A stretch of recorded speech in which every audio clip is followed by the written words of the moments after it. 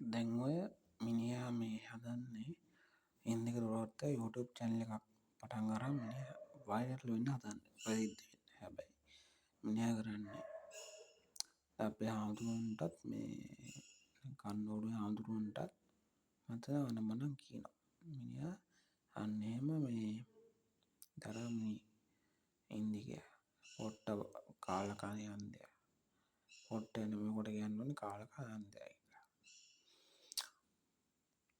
මිනිහා හොඳයි කියලා මම රෙකමන්ඩ් කරන්නේ.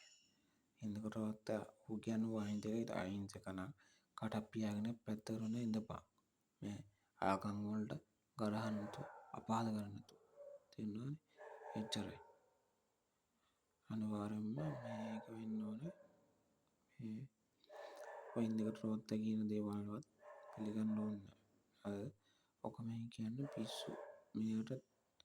මිනිහත් ඔය අඟුර දාලා මේ ඔකට මානසික බෙහෙත් අරන් දෙන්න ඕන. මිනිහා පිස්සුනේ කියවන්නේ. ඌ දාන්නේ පිස්සු. හරිද? ඔගේට බලන්න අපිටත් මේ ටිකක් මානසික අවුල් යනවනේ ඒකයි.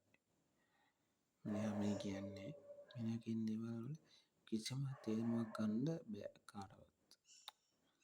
මිනිහා මේ වීඩියෝස් දාලා මිනිහා දන්නේ මේ ප්‍රසිද්ධ වෙන්න ඒකයි. හරිද? ඔය ඉන්දිකයා කියන එක එච්චර හොඳයි කියලා මං කියන්නේ. දැන් ඌ කියනවා ඌට මේ ගර්ල්ෆ්‍රෙන්ඩ් කෙනෙක් ඉන්නවා ඩීඑෆ් කෙනෙක් මේ එස්පී ඌට එහෙම කියනවා එහෙම. ඉතින් ගර්ල්ෆ්‍රෙන්ඩ් කෙනෙක් හරි පුදුමයි නේද යාළුවනේ. එස්පී මේ ප්‍රේමවතියෙක් ඉන්නවා කිව්වා. ඉතින් එයා පුළුවන් එස්පී කෙනාට මෙයාගේ ඇස් දෙක හොඳ කරලා දෙන්න එස්පී කියලා නේද? කවුද යාළුවනේ ඒකත් ඇත්ත ඌරුයි කියන්නේ. ඒවා ඉතින් අපිට කියන්න අමාරුයි. ඒකයි. ඔයගොල්ලෝ ඉස්සරහට වෙන්න ගියා. මේ එන්නේ මොකටද කියලා. බරු මේ අතික්මට සායන් කරන්න වෙයි. එහෙමත් නැතුව හරියන්නේ නැහැ. ඔගේ කටට දාන්න ඕන පොත්වල හොඳ යාළුවනේ. පොත්වල හොඳ දේ දන්නේ. ඒ කියන්නේ ඔක කියන්නේ අන්න ඒ වගේ ජරා කතා. ඔව් මේ හදන්නේ මිනිස්සුන් නිරාගමික කරන්න. අන්න ඒක ඕත් මේ මාරයාගේ සෙල් එකක් කියලා තමයි මට හිතෙන්නේ. මාරයාගේ පුතෙක් කියලා.